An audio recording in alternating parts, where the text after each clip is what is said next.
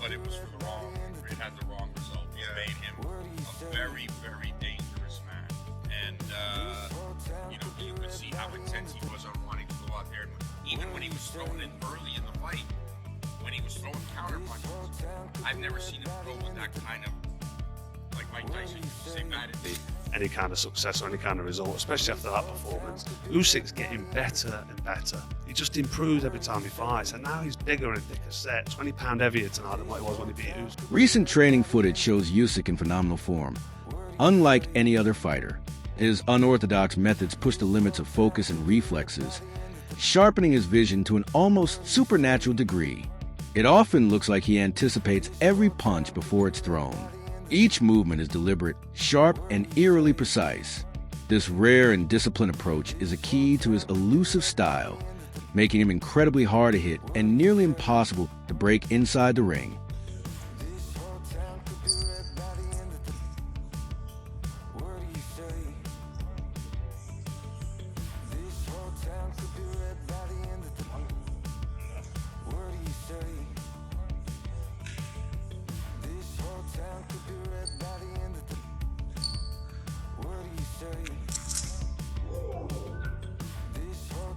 Many question Oleksandr Usyk's ability to hold his ground against younger, stronger heavyweights, casting doubts on his durability and dominance.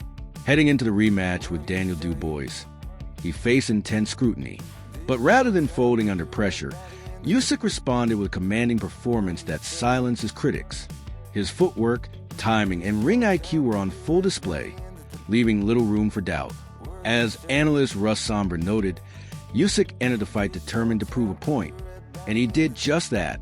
He controlled every round, broke Dubois down with surgical precision, and reminded the world that his elite skill set still reigns supreme in the heavyweight division. I was surprised. I was surprised because I had never seen him so intent on wanting to knock somebody out. Like it's the quickest knockout he scored, I think, in his professional career. Yes, even at cruiserweight. Yeah, I'd have to look to be sure, but it's the quickest knockout he scored. He was a man on a mission. Yeah. He was really personally hurt and offended by the remarks made by Team Walden, by George Fox, Don Charles' son, by Don himself questioned. I think the straw that broke the camel's back was questioning Usyk's faith. Yes. And you can question a lot. You can question his skill, question boxing, whatever you want. Questioning his faith, bro. That was something that really hit a chord, and you don't often. Tyson Fury couldn't get to So he tried every head game in the book. But that one was the one, but it was for the wrong. It had the wrong result. It made him a very, very dangerous man. And you could see how intense he was on wanting to go out there. Even when he was throwing in early in the fight, when he was throwing counter punches, I've never seen him throw with that kind of, like Mike Tyson used to say, bad intentions. Yeah, bad intentions. He was throwing bad intentions. Usyk's greatness transcends the sport of boxing. At the height of his career, he made the courageous choice to defend his homeland when war erupted in Ukraine. While many would have sought refuge, Usyk stepped forward, choosing duty over comfort. This powerful act earned him deep admiration across Ukraine and beyond, proving he possesses not only the heart of a champion, but the spirit of a patriot. Once overlooked by certain British fighters and fans, Usyk has now risen to global acclaim as a once-in-a-generation talent. He never asked for recognition. He earned it through grit, discipline, and an unshakable sense of purpose both in and out of the ring. Usyk's involvement in the war began when he enlisted in the Ukrainian Territorial Defense Forces after the Russian invasion. His decision to fight for Ukraine has had a profound impact on the country, making him a symbol of hope and resistance. Usyk's presence on the front lines has boosted the morale of the Ukrainian military and civilian population alike. So this man kept his heavyweight championship, continued to be heavyweight champion, no losses, nothing on his record, and still went and defended his country during war. given that, you gotta give him the greatest heavyweight fighter of all time. His accolades inside the ring match it. Now that I find this out, the man was in the front line, and they said that even after the Fury fight, he was keeping in contact with the soldiers. And he was, boosting the morale and boosting his countrymen and raising money for the war, regardless of the politics, whether the war should be going on or not, and who should be killing who, it don't matter. The man went to war. Carl Froch openly recognized Usyk's continued rise in dominance, noting how he becomes more refined, physically imposing and tactically brilliant with each fight. Froch dismissed Joseph Parker as a serious threat, pointing to his past defeats and flaws, especially when measured against Usyk's exceptional skill set. He even suggested that Usyk should consider retirement soon, having already achieved greatness. With multiple division titles, successful defenses, and a legacy firmly cemented, there's little left to accomplish. Facing someone like Moses, Froch argued, would do nothing to enhance his legacy. His sentiment echoes a growing consensus. Usyk has already proven everything he needs to. Better tonight than what he was when he beat Fury, which I said earlier. He just looks like a big, solid heavyweight, big, solid, dangerous heavyweight. But I'd like to see him retire. He's 38 years old. Eventually, it's going to catch up with him the age, and there's nothing left to do. He's made an absolute fortune, and he don't need it anymore. He's done it. He's clocked it. He's completed it. It's like he's got the cheat code, and it's like it's not fair on everybody else. So I'd like to see Usyk retire. Let me know in the comments if you'd like to see him fight next. Somebody like Moses Atoma, I just don't think is going to be ready. I think if you're managing Moses, you need to take your time with him. You can't be chucking him in there. People say, yeah, chuck him in there with him, fight him, see how he goes. If he gets beat, he's lost to Usyk. But it could destroy his soul. It could take away that young, promising prospect that Atoma is. He could have a good future, and to fight somebody like Usyk now, if he got wiped out, he got disheartened, it could be the end of his career. So I just think Usyk now, really, nobody can say anything to Usyk if he retires now after that win. He's done everything there is to do. Fury twice, AJ twice, now Dubois twice. There's nobody else left to beat. He's done it. Usyk should just hang the gloves up. He's been a fantastic addition to the heavyweight division since coming up from cruiserweight. He's been absolutely brilliant, and what he did tonight against Dubois was nothing short of just, he made it look easy. And I don't want to disrespect Daniel Dubois, but he just made it look easy, and he does make rounds look easy, doesn't he? Whoever is in with, whether he's in with Tyson Fury, whether he's in with AJ, he makes it look easy. Joseph Parker's name continues to surface as a potential opponent for Usyk, but few see it as a meaningful challenge. Based on style and experience, many view the matchup as a clear mismatch. Analyst A. Oladipo proposed an alternative, a rematch with Derek Chisora, not for competitiveness, but for entertainment value.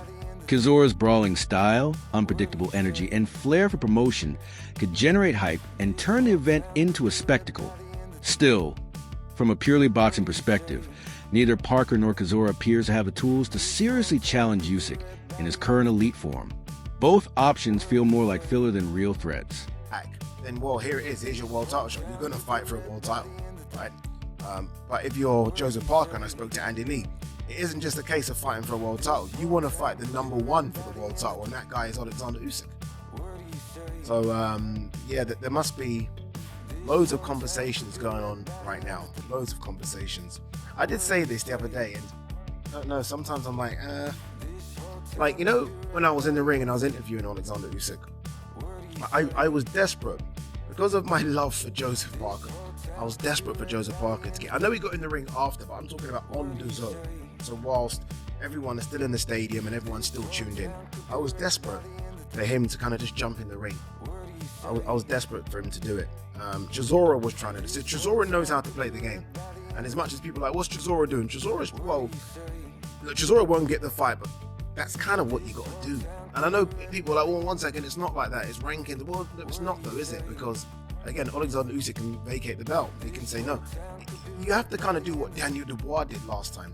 Daniel Dubois, rightly or wrongly, got in the ring, pissed Usyk off. He's like, okay, we'll fight then. Fuck it. This is what you're doing, dude. We'll fight. And I felt like there was a time where I wanted Joseph Parker to almost nudge me. And I'm telling you now, we're kind of told not to give the mic. don't know if you see, I always hold on to the mic. I would have given Joseph Parker the mic.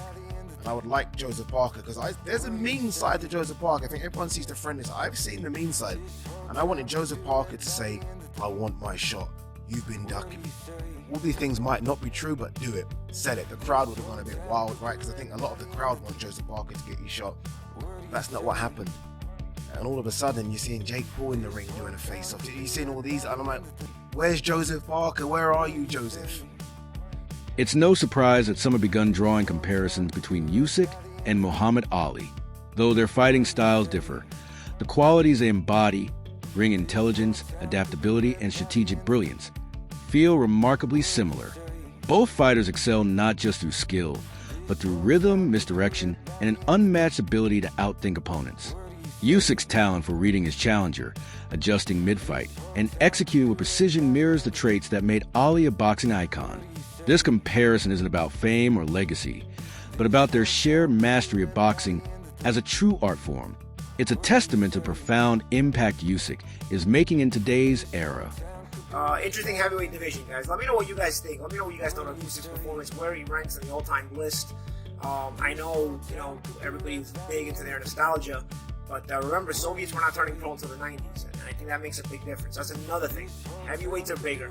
Lefties are more common now, and also the Soviet era fighters did not start turning pro until the 90s. So in the old days, they didn't have to deal with those guys. So a lot of things that also favor Usyk being a GOAT. But of course, man, it's hard to pick against Ali. Roy Jones Jr. expressed genuine surprise at how completely Usyk dismantled Daniel Dubois. While Dubois is widely recognized for his power and size, Jones noted that his game plan was far too one-dimensional, pose any real threat to someone as technically gifted and mentally sharp as Usyk. In Jones's eyes, sheer strength will never be enough to defeat a fighter of Usyk's caliber. Beating him requires more than physicality. It demands intelligence, adaptability, and a well-crafted strategy. Usyk approaches fights like a chess grandmaster, studying his opponents, recognizing patterns, and exploiting the smallest habits with ruthless precision. Jones emphasized that unless a fighter brings near-perfect tactics, they won't stand a chance against Usyk.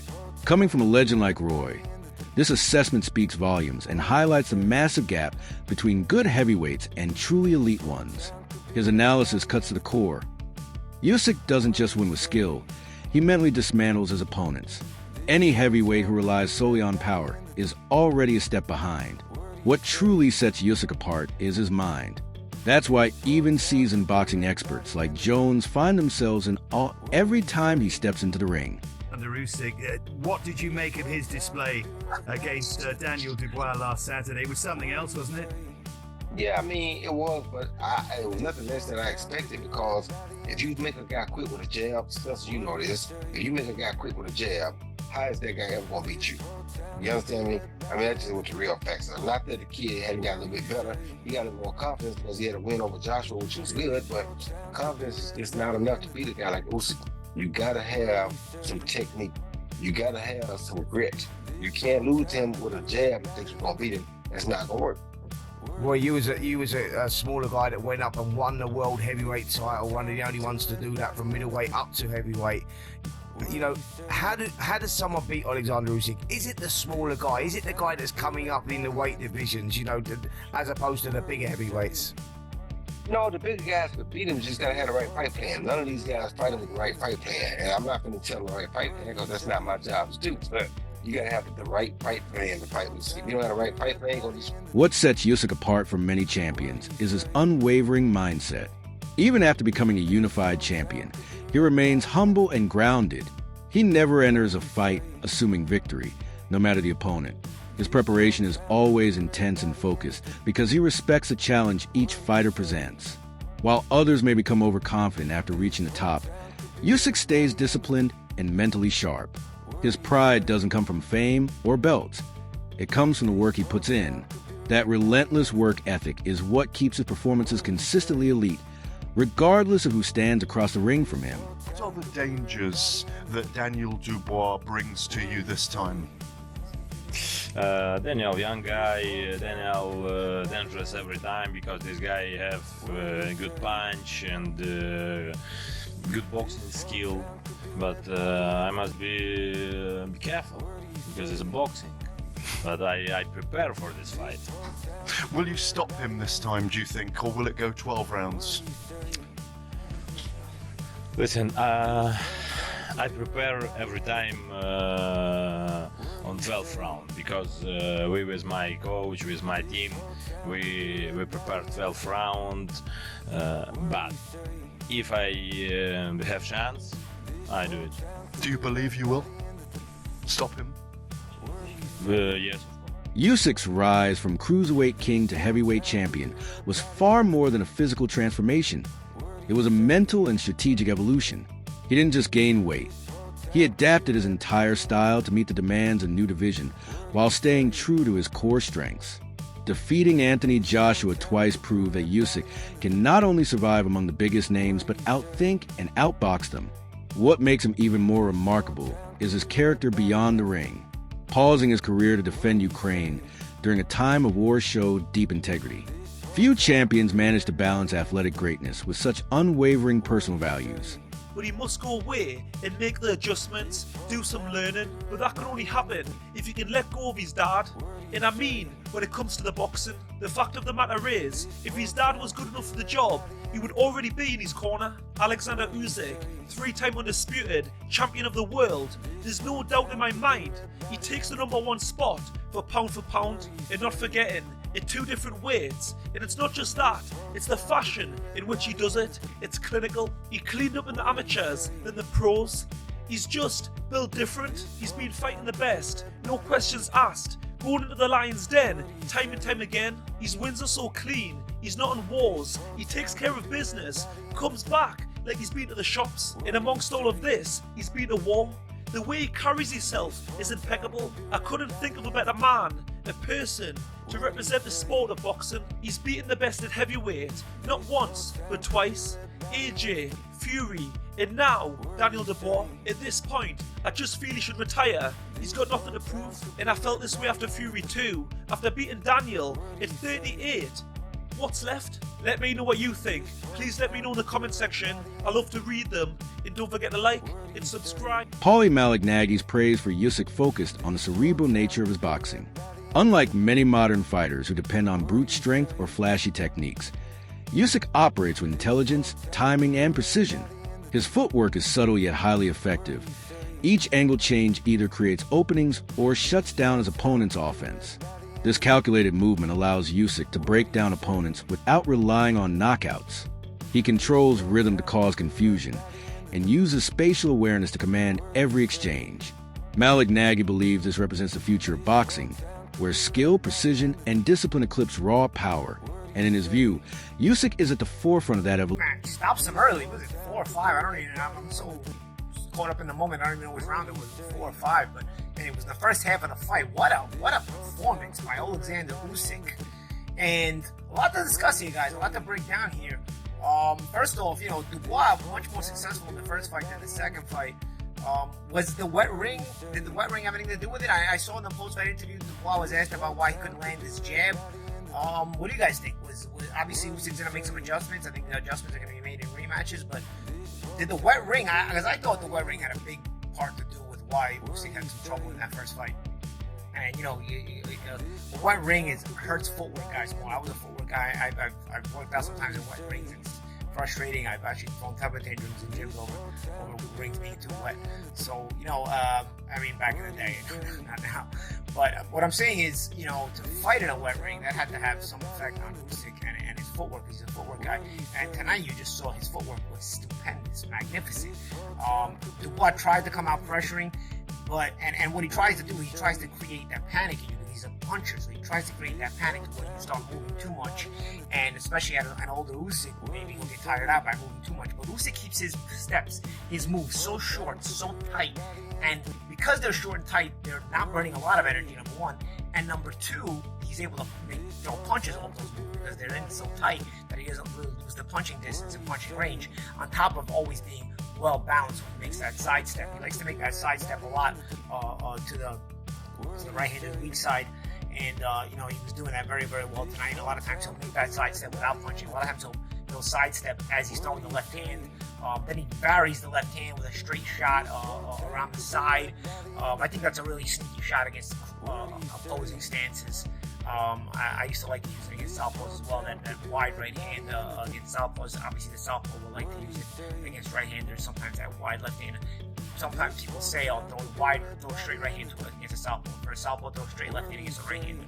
But if you mix them and sometimes throw it wide, obviously calculating your distances correctly, it can have a lot of effect, and also it can prevent the opponent from getting not just a timing, but also a anticipation for your backhand punches, because sometimes they're coming straight and sometimes they're coming in from around the side. And I think Usyk really masters that very well. That was a punch actually Pacquiao knocked out Hatton with, which is a wide left hand. That wraps up today's video.